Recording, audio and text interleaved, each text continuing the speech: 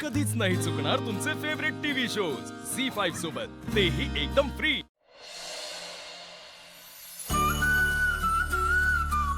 मी म्हटलं ना, चांगल्या माणसाबरोबर देव कायम चांगलंच करतो। फक्त आपल्याला थोडी वाट पाहावी लागते। आणि आमच्या आनंदीचं नशीब तर चांगलं आहेच। आनंदीची ऍडमिशन झाली, इतकं छान आणि हलकं वाटतंय ना मला।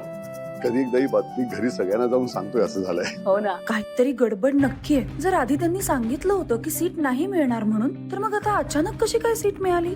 पण आई, आपण ऍडमिशन तर केली, पण आनंदींची शाळा कधीपासून सुरू होणार आहे ते विचारलंच नाही। अगं बाई, ते राहिलंच की। मी विचारून येते। बरं, आणि तिला आणि इकडे. सावकाश. मी ते थांबा हा.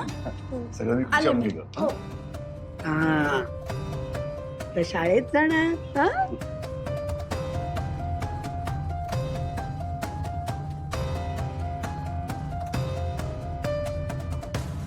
सर मनापासून थँक्यू। करेक्ट बोललात एकदम तुम्ही। हो साहेब, तुम्ही सांगितलं तेच बोललो।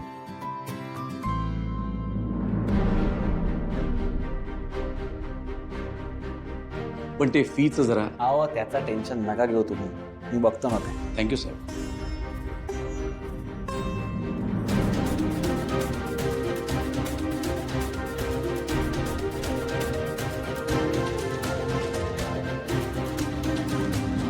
मे I come in sir?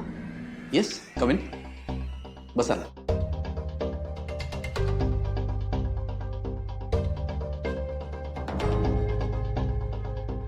Actually एक विचारायचं होतं सर। विचारा। मगाशी तुम्ही म्हणालात की मॅनेजमेंट कमिटीमधून एक फ्री सीट मिळते, तर हे खरं आहे का?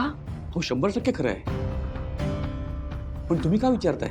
नाही म्हणजे माझा यावर विश्वास बसत नाही हो। म्हणजे थोड्या वेळापूर्वी तुम्ही म्हणालात की सीट नाही मिळणार, आणि आता तुम्ही म्हणताय की खरं सांगा ना, काही वेगळी गोष्ट आहे का?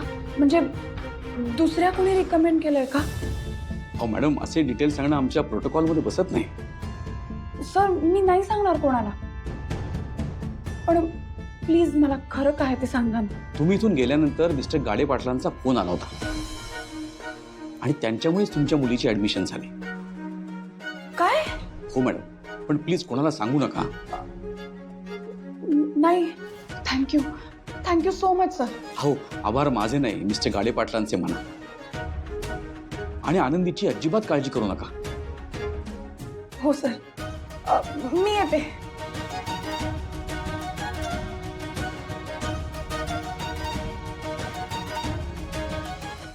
झी5 ॲप डाउनलोड करा आणि पहा सर्व एपिसोड्स एकदम फ्री।